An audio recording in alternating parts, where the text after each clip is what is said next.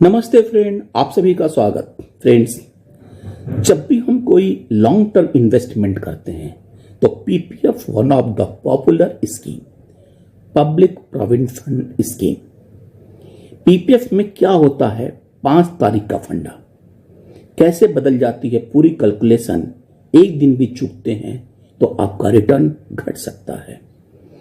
PPF में निवेश करने के लिए 5 तारीख का एक इंपॉर्टेंट रोल होता है। सवाल यह है कि आखिर 5 तारीख को इस अकाउंट में ऐसा क्या होता है कि हर पीपीएफ अकाउंट होल्डर को इसका फंडा समझना जरूरी है। एक ही बार निवेश कर दें। अब समझिए पीपीएफ में 5 तारीख का क्या अर्थ होता है।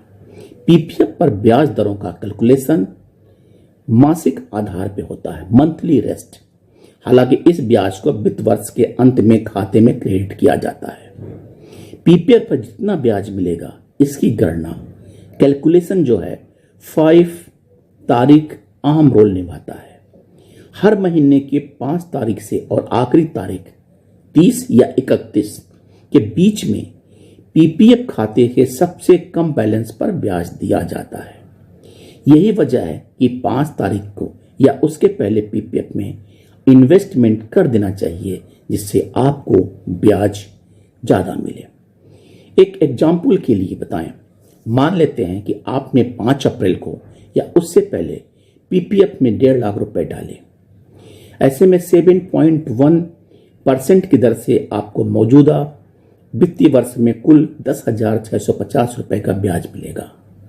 और अगर आप ये पैसे 6 अप्रैल या उसके बाद किसी दिन डालते हैं तो आपको इस वित्त वर्ष के लिए सिर्फ 11 महीनों के लिए ब्याज मिलेगा। यानी इस स्थिति में आपको 9,763 रुपए ब्याज मिलेंगे। मतलब आपको 887 रुपीज 887 रुपए कम ब्याज मिलेंगे। भविष्य के लिए पैसे सेव करते वक्त पब्लिक प्रोविडेंट फंड यानी पीपीएफ में इन्वेस्टमेंट एक शानदार ऑप्शन होता है। इसमें गारंटी के साथ आपको रिटर्न मिलेगा और बैंकों से अच्छा ब्याज मिलने की उम्मीद रहता है। हालांकि जब भी बात पीपीएफ की आती है तो इस पर मिलने वाले ब्याज के कैलकुलेशन को समझना जरूरी होता है। इसलिए 5 तारीख का एक अहम रोल होता है इसमें आपको कैलकुलेशन में। तो this is the important points to remember 5th date of the month before investing under the PPF. Thank you. Namaskar.